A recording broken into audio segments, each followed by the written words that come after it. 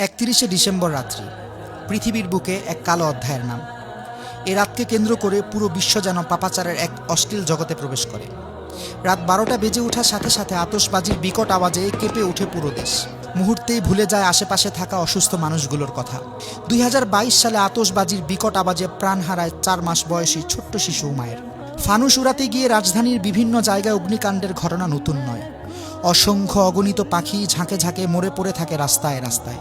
কে নেবে এর দায়? গল্পটা এখানেই শেষ নয়। সেই সাথে শুরু হয় বিয়ার, হুইস্কি, ফেন্সিডিল, আফিম, হেরোইন, ইয়াবা, গাঁজাসহ বিভিন্ন মাদক দ্রব্য সেবনের মহা উৎসব।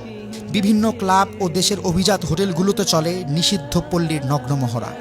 উঠতি বয়সের তথাকথিত বহু আধুনিক তরুণ তরুণীরা লিপ্ত থাকে অবৈধ কর্মকাণ্ডে। জাস্ট এনজয় করতে গিয়ে সম্ভ্রান্ত ঘরের অনেক তরুণী নেশায় বুঁদ হয়ে সম্ভ্রম বিলিয়ে দেয় জাস্ট ফ্রেন্ড নামক হায়নাদের কাছে। বহু জায়গায় কনসার্টের আয়োজন করা হয় এবং নারী পুরুষের এই অবাধ মিলন মেলায় যেন অশ্লীলতার জোয়ার ওঠে। রাজধানীর বিভিন্ন রোডে বাইক রেসে দুর্ঘটনার সংবাদে গরম থাকে প্রচার গণমাধ্যম। বড় অবাক লাগে।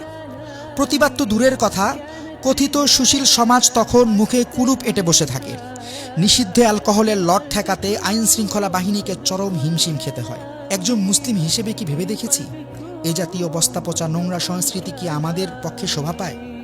ইসলাম তো বটেই, এমনকি একজন সুস্থ বিবেকমান কোনো ব্যক্তিও এই জাতীয় চরিত্র বিধ্বংসী উদযাপনকে মোটেও সমর্থন করতে পারে না। সত্যি কথা বলতে কি জানেন, এই ঘৃণ্য সংস্কৃতি আমাদের নয়। তাই আসুন পশ্চিমা এই অপসংস্কৃতির বিষাক্ত ছোবল থেকে নিজে সতর্ক হই, অন্যকেও সতর্ক করি।